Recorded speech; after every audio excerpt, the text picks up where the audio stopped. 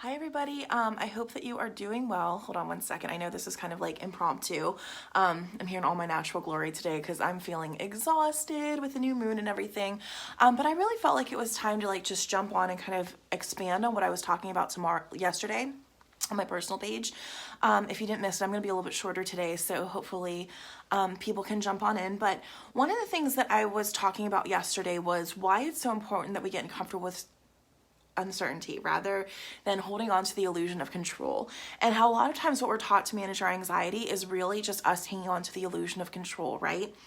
And why that no longer serves us. So one of the things that happens whenever we've been traumatized is we're kind of taught that change is not really something that's good. Change is something that leads to bad things happening. I guess that's the best way to put it, to be quite simple, right? So if you had a lot of instability in your childhood, you might want to create that stability now. You might want to create just something different than you've experienced before. And we're really afraid that if we let go of this illusion of control, then somehow we're going to allow bad things happening into our lives. And that's not really the worst thing. And there's some things that we do need to kind of stay on top of, and like taking action in certain areas is definitely something that's going to serve us in some ways. But if we hold on too tightly to this illusion of control, we're really not serving ourselves, because sometimes the illusion of control is just that. It's an illusion. There's only so much in our lives that we are able to control on a daily basis, okay? So we might really think, oh, if I do this, then I can only be around this kind of person, or if I do this, then maybe I can control their actions or something like that, but we don't have control over other people. There's a lot of things that we don't have control over, which we're seeing right now with COVID and with all the stuff that's happening in the world right now. Like, as much as we'd love to be in control, there's not much that we can do about the changes this is forcing onto our life. In a lot of ways, the ways that we lived and the ways that we've worked in the past is changing. And there's literally nothing that we can do about that. So if we really had been highly invested in whatever goals that we had, or whatever we really were invested in, I guess, in this world, then we're going to be very disappointed right now, right? Hi, Mary. Hi, Harika. So basically, what I'm trying to say to you guys, kind of to expand on what I said yesterday, is whenever we hold on to this illusion of control, we try to preserve something that we probably can't control anyways.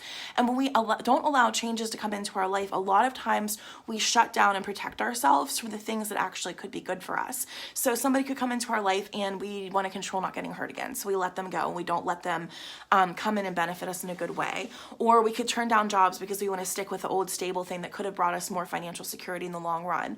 Or we don't allow, it could be a million things, honestly. So whenever we stick our minds and hearts on this one thing, we honestly might not know that that's really the right thing for us.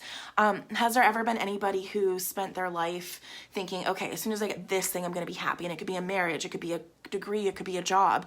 And then you get there and you accomplish that thing, and all of a sudden it doesn't bring you any of that fulfillment that you thought that you wanted. Kind of along that vein, that's part of the reason why it's really important to detach from what we think the outcome needs to be. That doesn't mean we shouldn't manifest or hold a vision of something in a general sense of, what we want our life to be. It's good to hold that vision. It's good to hold that in general terms, but we also have to stay open to something better happening. And when we try to control things too much from a fear-based state, then oftentimes what we do is we don't allow the things that we really want to come in. Does that make sense? Or something that can be better for us might not come in. So I don't expect anybody to be able to listen to this message and be like, okay, I'm going to let go of control overnight, because that's not how it works either, okay? It takes a little bit of change every single day, allowing ourselves to let go a little bit more every single day. So I challenge you today just to be very present in this present moment, and we're going to talk a little bit more over the upcoming weeks about mindfulness and the courses that I have coming up that can help you with this. I'm sorry I keep touching my hair, but it's all messy and it's bothering me, but whatever. I'm stretching myself too. So basically what I wanted to talk about was there are ways to do this, and that's bringing ourselves back to the present moment so that we're allowing ourselves to stay open to what's really best for us. And we may not know because we're not really that great at predicting our own futures, right? So the more that we're able to kind of allow ourselves to be open, the more that we're going to see that there might be a better opportunity out there, and we might be able to seize upon it if we do. Right now, even though everything's crazy, there's actually a lot of opportunity to create better change for our world. There's a lot of opportunity for us to create better opportunities for ourselves.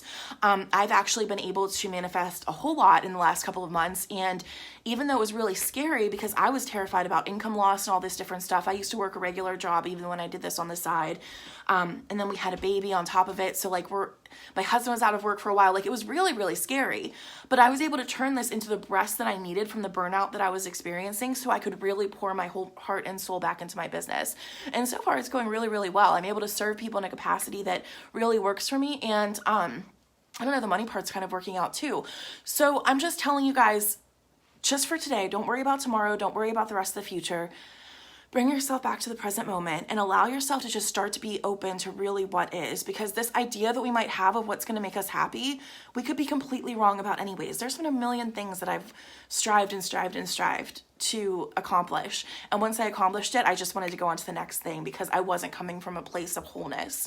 And whenever we're not coming from a place of wholeness, we're not really creating to our fullest potential. We have limitless potential. And although our past might have told us over and over again, it's not for us, nothing's good enough for us, we're not going to get what we think we want, I will tell you right now that your past is lying to you, because your future does not have to be the same.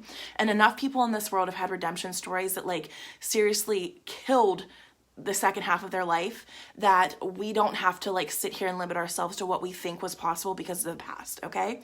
So everything might have sucked in the past, but today is a brand new day. It's still kind of a full moon, so it's a good time to release.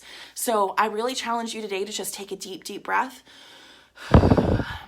Release your expectations of what you think the future is going to be, and simply allow yourself to allow the best possible solution to come into you. Because right now, what you think you so desperately want and what you think you so desperately crave actually might not be the highest good for you. There might be something even better waiting out there, but you might be so closed off to the possibility because you're clinging so hard to the old, the familiar, the comfortable, that you might let it go.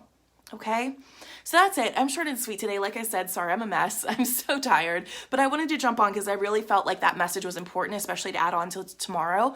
So if you have any questions, let me know in the comments. It was really good to see you guys, and you have a wonderful evening. I'm still booking one-on-one sessions. I have a couple of sessions left this week and next week if anybody's interested, but no pressure whatsoever. And we're going to be doing a lot of stuff in here as well, if you need any support. So don't worry about that.